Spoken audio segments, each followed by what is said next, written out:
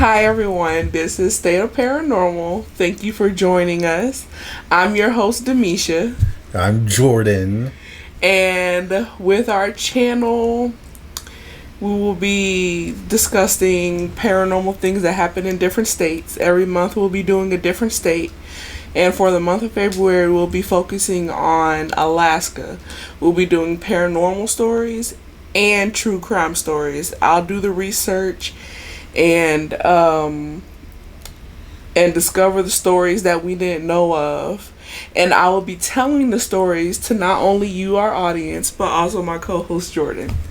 Please just stay tuned for our Alaska story, and we'll be right back.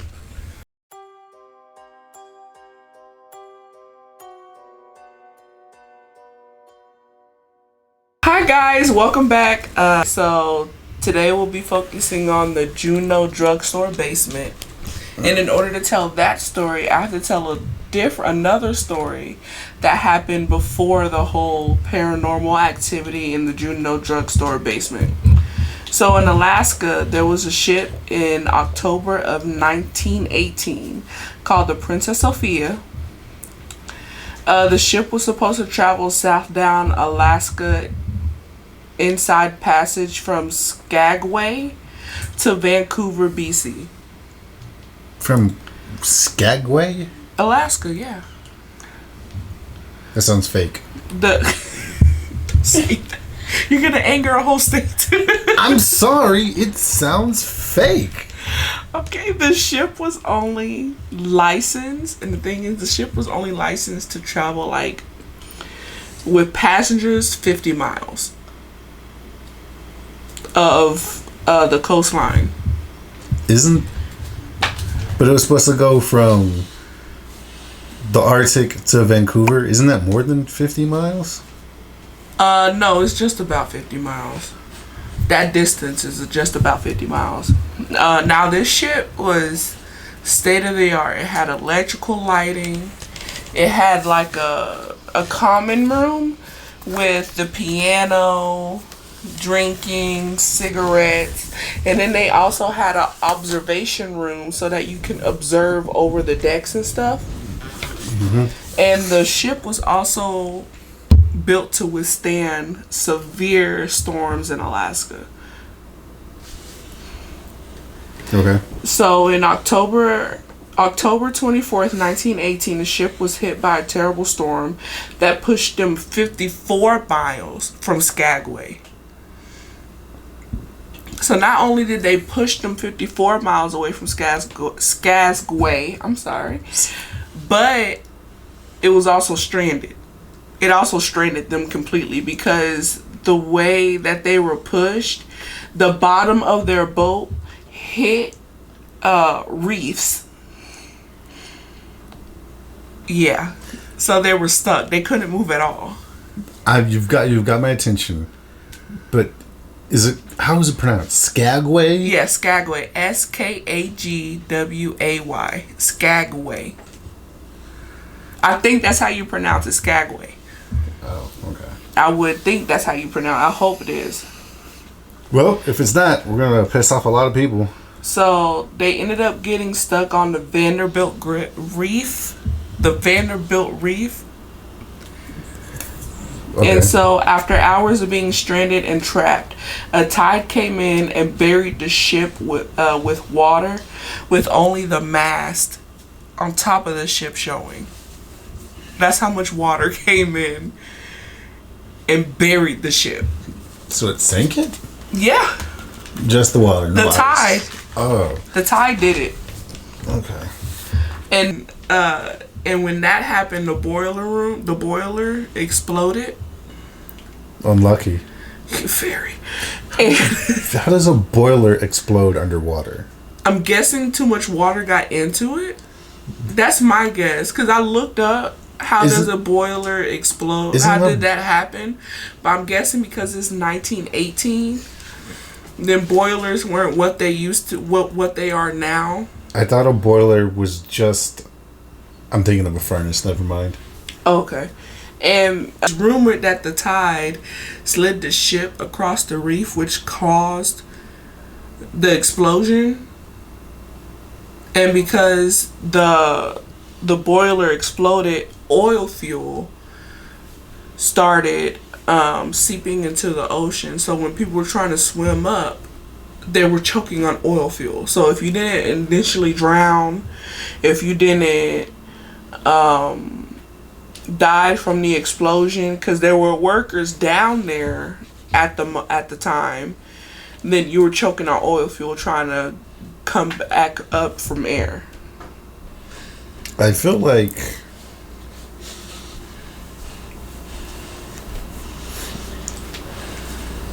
I don't know. I'm lost on. So they had built a ship that could withstand storms in the weather conditioning in the the Arctic, right? I'm sorry, it's the Arctic. It's the Arctic. So, but that doesn't make sense how it sank when they built it. The reef, how it sank was like the reef from the Vanderbilt. The ship went across the reef. So, okay. I mean, that's like the whole thing with the Titanic then. They were like, it's iceberg proof. Right. And so, on October 26th... How many people were on it? It's estimated around 353. Holy! 353 people, but they don't know if that's the exact amount because they don't know if anybody sunk to the bottom. So on October 26th, rescue teams worked hard to recover about 353 bodies. And there was only one survivor. And guys, the survivor is not somebody you would expect or something you would expect. It was a dang dog. And how the dog survived was the dog swam to shore and then it was found like a few days later. That dog is suspicious. Only one dog survived. So I'm guessing they had to find like the manifest that had all those people on it because there's no way they found all them bodies. By November, they recovered about 180 bodies. Yeah, by November. I figured animals probably eat them. And so this is where the Juneau Drug Store comes to play. Okay, so there wasn't enough coffins, undertakers, or embalming fluids for the bodies. So embalmers came from Ketchikan, Skagway, and even Seattle. Ketchikan? Yeah, bringing all their supplies over to help with this catastrophe. And there wasn't even enough room for the bodies to be stored. Like, not enough cold storage for the bodies. In the Arctic. In Alaska. I mean, it's probably insensitive, but I feel like you could just leave them in the cold outside. I mean, that would be a bad idea because there's people walking around. I mean... And I don't think you want your child to walk past a dead body that's bloated. Oh, that's right. Because they got it from the wall. Yes. Right. So what they did was they used stores and they used different places to store all 353 bodies. And one place was the Juneau Drug Store Basement. Again, did they find that many people, or was it just... Well, by November, they only found 180. But by the end of November, they found 353. God damn. So some of those bodies were like severely bloated, had fish eating inside out, all that stuff. Do they have hagfish in... I'm sure they do. It's the fucking ocean. Yeah, okay. I forgot fishes can swim. And one place they used was the Juneau Drug Store. They used the basement of it. Some bodies were stored in the basement, awaiting to be moved to Canada or for burial. Okay, so ship made for the weather, gets blown off course, completely bodied by some reef. Yep. Which in my mind is like, hey, we didn't do our job. We just made it look pretty and didn't worry about the underbelly. A buttload of people died from either the explosion, hypothermia, or I don't know how. Oil fuel. Choking on oil fuel. Underwater though? Yeah, I mean, oil and water don't mix. But how, I mean, none of these people, I'm sorry, my ADD is kicking in. None of these people are fish people. How are you breathing? How is it affecting you underwater? If it's, I'd imagine it would blind you. Yeah, I'm guessing it's like the fumes mixed with the water, mixed with franticness, mixed with trying to swim. I mean, it's cold as hell. You're exerting your energy. I could see it choking you out when you come to the surface. Right. Because the smell of oil is intense. Right. And they were probably carrying the raw shit, so we would probably just passed out. Yeah. Drowned. And then all them people died because somebody didn't cross their T's and dot their I's. And a fucking dog. A dog survived. Right. Out of everybody. Yeah. And to this day, people say that the Juneau Drug Store Basement is still haunted because there's been reports of employees saying, well, there was one employee that said that she had bitten down to pick something up that she had dropped in the basement, and when she got up, she saw a little child in front of her just standing there, and she said that when she blinked, the child was gone. That's a big nope for me. And then there's some people that said that whenever they go down there, they feel like a heavy presence. They can't really breathe. It gets extremely cold, colder than it should be down there.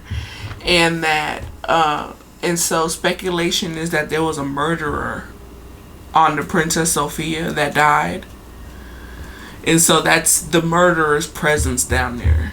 Is that heavy feeling, and you feel scared, you feel like somebody's watching you, and that the presence is like kind of aggressive. Like it won't do anything, but you know whenever you like around something or someone. Oh yeah, you could tell if somebody got an feel issue. it. Your fight or flight kicks in immediately. I mean, could there be somebody who got really pissed off that they died on a boat? I'd be so fucking mad. Yeah, and then you like, left me in a store. And then like not only that, like the store is still open, by the way, but like people say, but like the employees refuse to go down there. It's just pretty much storage down there. Like they refuse to go down there. If they go down there, then it's always two of them going down there at a time. It's never not one person. Well, I don't work. Well, I mean, I don't know, man. I mean, this was like for our first video. I wanted to be kind of like easy to do, and just so that we can get a feel of what we're gonna do. But that was our Juneau Drug Store Basement story. It's short. It was really short. Yeah, but in my personal opinion, like I don't think that the place is haunted. I just think that because there's like an active story of the bodies being down there for days, then that's what really gets people scared, because there's no other stories about the other areas, the other stores that they stored the bodies of that place being haunted. That's right. There's this okay. I mean, it's probably not. Somebody probably went down there, their own imagination took over, and it's just... No, I'm not discrediting anybody's experience in the basement. Oh, I'm not. Because like I wholeheartedly believe in spirits, in the afterlife. I believe that like once you die, like if you die a horrific death, you're not moving on because you died, especially children. They died before their time. Well, there were kids on the boat? There were kids, women, men, all of it. It's pretty much the Titanic. I'm going to keep that comment to myself. What were you going to say? I wonder if there was anybody named Jack aboard. Oh my gosh. Don't matter. Jack died either way. Couldn't survive the Titanic or But this the one. difference between the Princess Sophia and the Titanic is that there were survivors from the Titanic. Human survivors. Which is why. There wasn't no human survivors in the Princess Sophia. And the whole Juneau basement, like, I would like to go visit, but then, like, I've seen too many scary movies to just go down there all willy-nilly. That's a long way to go. And plus, it was in 1918. Oh, Black man. people were not the favorite people in 1918. I don't think we still are over there. In Alaska, they're welcoming in Alaska. I mean, out of all the media that we've consumed, I've never seen any black people there. I think the only thing I've really heard about Alaska is like Native American stuff. That's not black. That's not us. I'm part Native American. My great grandma was a Native. Color me impressed. Yeah, I'm multicultural. But guys, thank you so much for tuning in. I know the story was short. I know this seems kind of like weird, but I kind of had fun.